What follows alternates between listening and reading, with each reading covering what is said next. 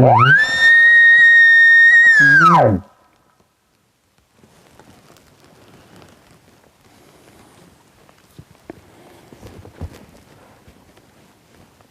morning time, middle of the rut, and some weather has moved in here.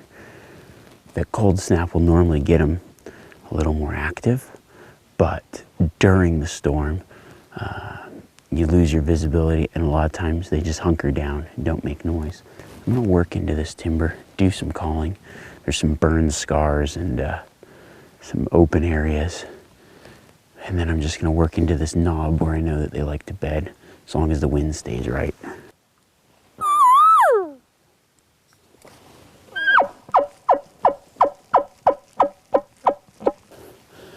When I call in this kind of weather, I'm really trying to emulate a bull elk that's kind of gathering his herd and just moving through. But because he has low visibility or whatever, he's just talking to the cows, trying to keep them together and just move to a new location. So I'll call as I walk, doing a few cow calls here and there. Trouble is, if they aren't responding, sometimes you'll catch them coming in quiet, which is good that they're coming in, but it's really hard to predict what's going on. All my walls are covered in words, and while you sleep, I mark my goals. Stand tall, think clear. Don't let them see a hint of fear. Lines and dots, zoom in, zoom out. Open your window, let them hear you shout. Right on the poles, right on the street. Always remember the future is near. Cut some cords, scratch some scars. Put on your cape and jump from the car. Open your mouth, take a deep breath. Run fast and don't stop at the edge. You can be anything you want. I've got elk close.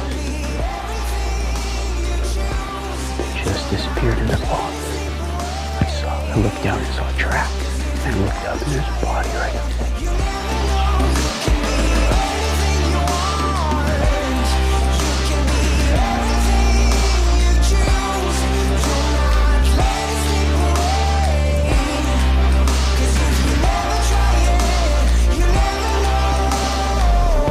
I'm just gonna crawl up. There's a whole herd right here. There's gotta be a bull. It's that time of year.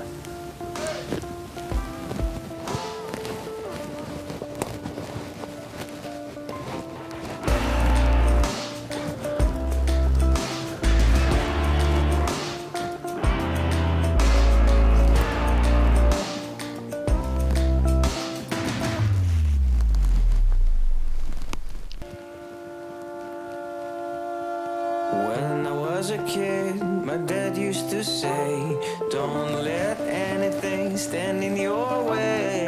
Stand tall, think clear. Don't let them see a hint of fear. It's clearing a little bit. The cows have moved off. I did a little bit of calling, but nothing moved in, so I'm going to try a new approach. Be stealthy, sneak around, which is not easy to do with this camera.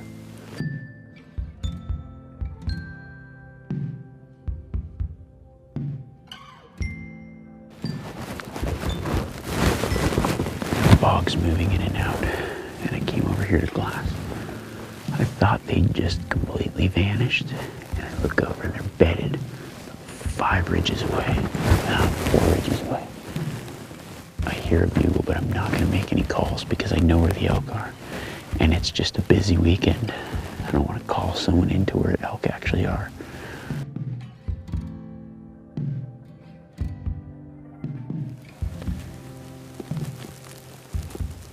What I'm going to do is I'm going to get over there, pop up, like just crawl up the ridge in between where I can look across at them and just really pick them apart. See if there's a bull laying in there somewhere.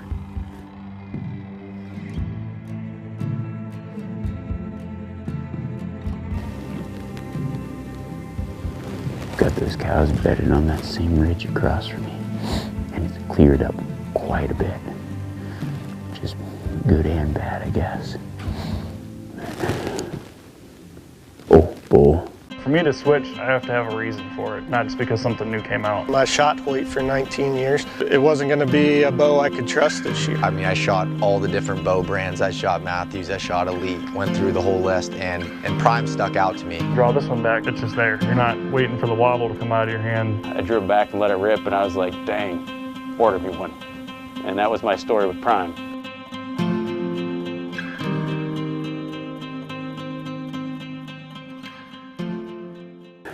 Looks like a 5x5, but I'm still gonna get over there. I never pass anything up it a long ways when I say because with bow hunting, I'd rather be within range and then make my decision. Just a glimpse, he's pushing cows around. Oh, he's a 5x5, he's not bad.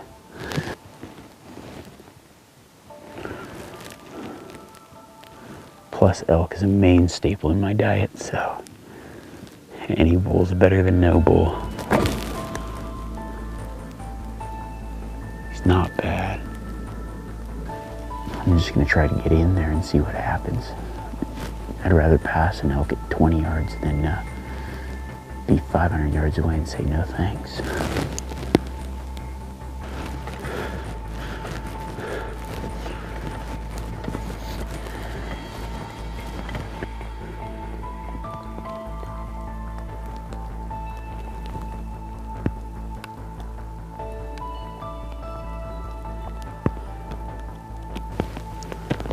They're right there. 70 yards.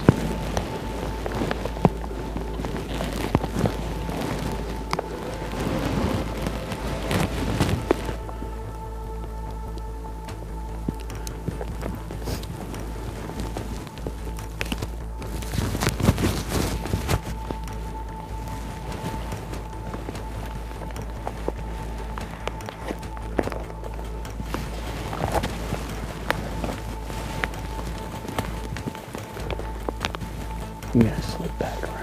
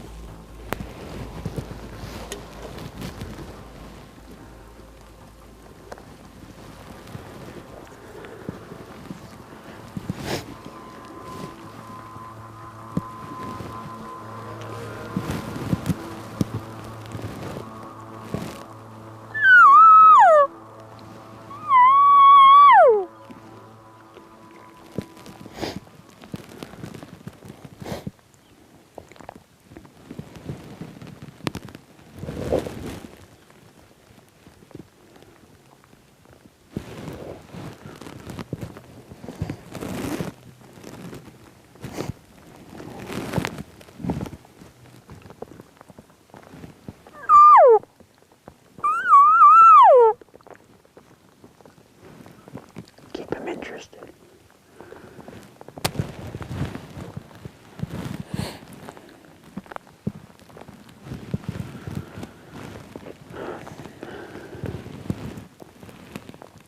It's pretty crazy how so many large animals can just vanish like ghosts. I mean, from 30-something yards away, they just kind of filed off, but not fast, and now I can't find them. They could be here, or they could have just moved over to the other canyon. I don't know. They aren't making any noise, which we might just have to sneak in there and get a shot.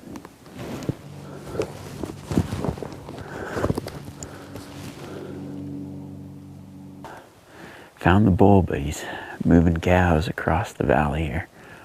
So I'm gonna go grab my stuff, regroup, and make a new play. He's not a bad bull. Mature animal. I actually hear bulls bugling now off in the distance. So it might be turning on, the clouds are lifting. It's cold weather. I've got this group here and another group way over there. So plenty of options. Now that I can see, I might have to look for, try to figure out where the bigger bulls are at. But that 5 point came in, I don't think he would have stopped me.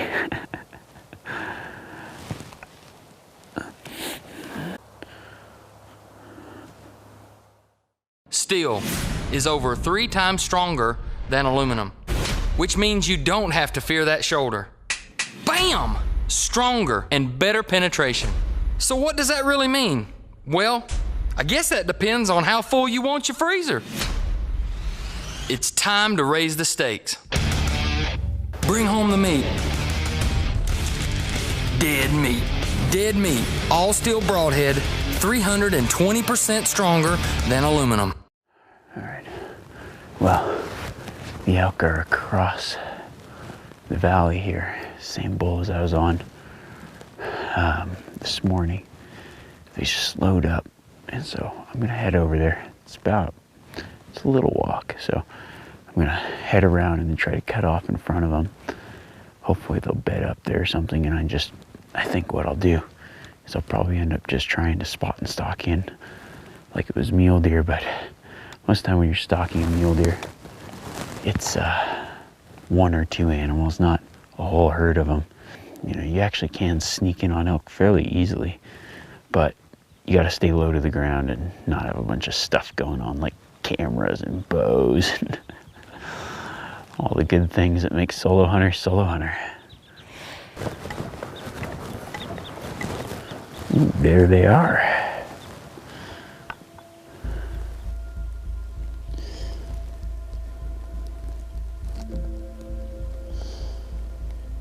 I've got the herd 300 yards away. There's a little bit of an opening that I don't know if I can sneak past. I might be able to put my pack here and crawl. The bull's still just pushing the cows around, and the cows are just mostly uninterested feeding. Got a decoy, but I don't know if I'll be able to draw them across the canyon. It's a perfect rifle setup. But if I can get in front of them, they should feed right toward me. Yeah, there they go. Here.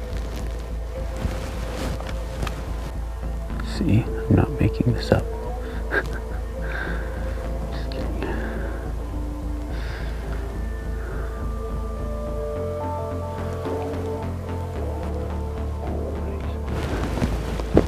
Nice little bag horn.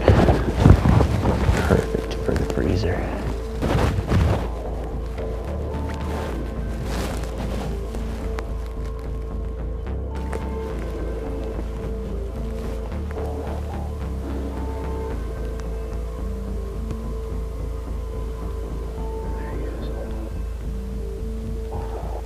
Chasing cows.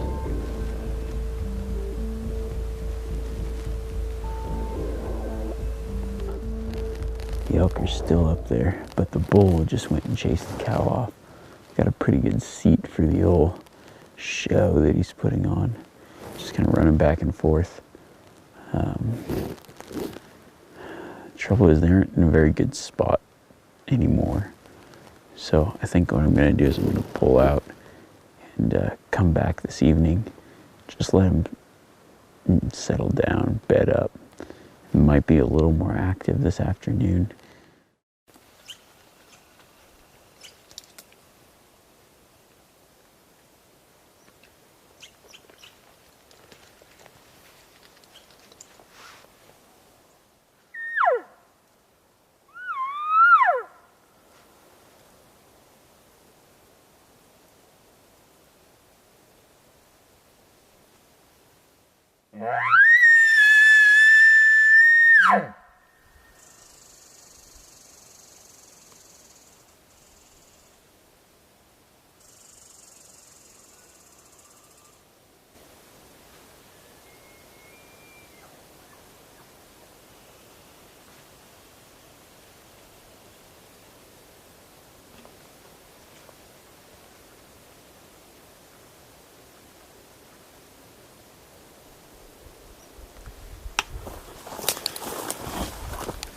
Got some big bull bugling up in this canyon.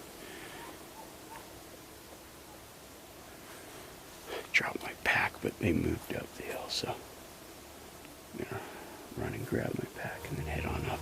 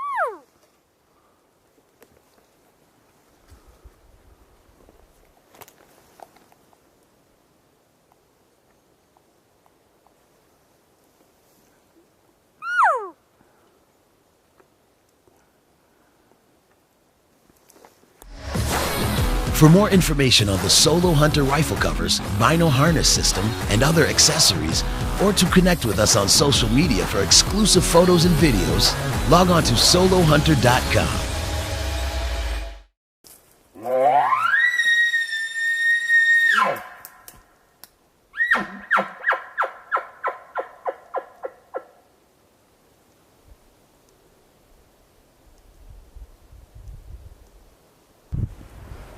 It's been absolutely crazy this morning.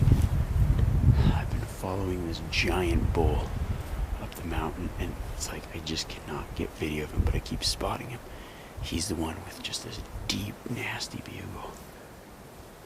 I actually had a satellite bull, which was a nice 6-point, come in, and I hesitated because the big bull was just right in front of me, but on the other side of some trees. So they've split up now. The main group's over there with the smaller, well, decent bulls, but smaller bulls. And the big bull, I think, is up in front of me somewhere. Crazy.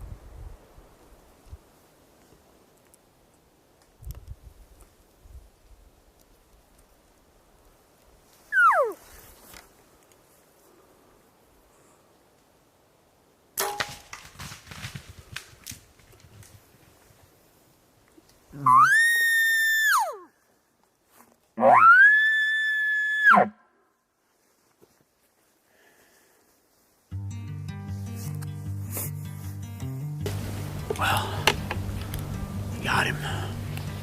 He was only probably less than 10 yards. Whew. That was a cool morning. It was pretty intense. There's a lot of nice bulls running around, but that one came in and it was just so set up with the camera and everything. I decided, yep, that's gonna be my bull this season. Wow, pretty cool. Nice little 5-point.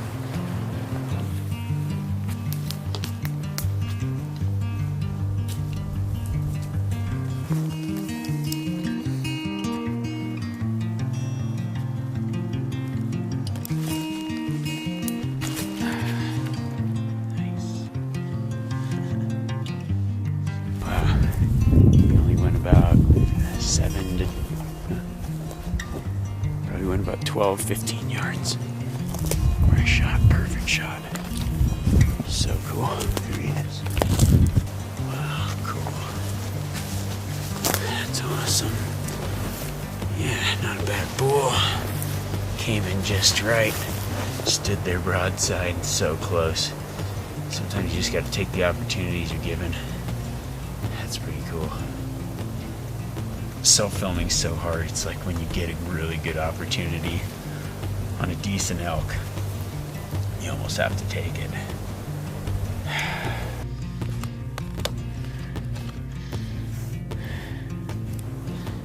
Now the work begins. It's gonna be 2 trips, and I've just got my little day pack, so I've got all the back straps, neck meat, loose meat inside the pack. Then I'm gonna sling a hind quarter over my shoulder, go to the truck, get my bigger pack for the pack frame, and then come back and pack out the rest. So 2 trips, lots of miles, and hard work, but that's elk hunting, man.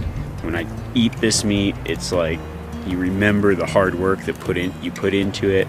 You remember this challenge of it. You remember sneaking into that animal, and it just makes it all worth it in the end.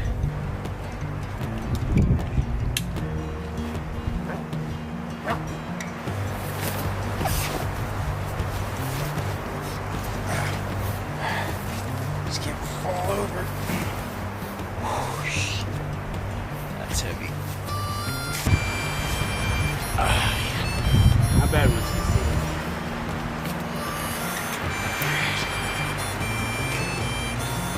I see the truck. It's such a glorious sight. The flexors are feeling it. This is a pretty heavy pack. 3/4, horns, and a camera, which my struggling face is from trying to one-arm this camera while walking. The truck. Yeah, nice.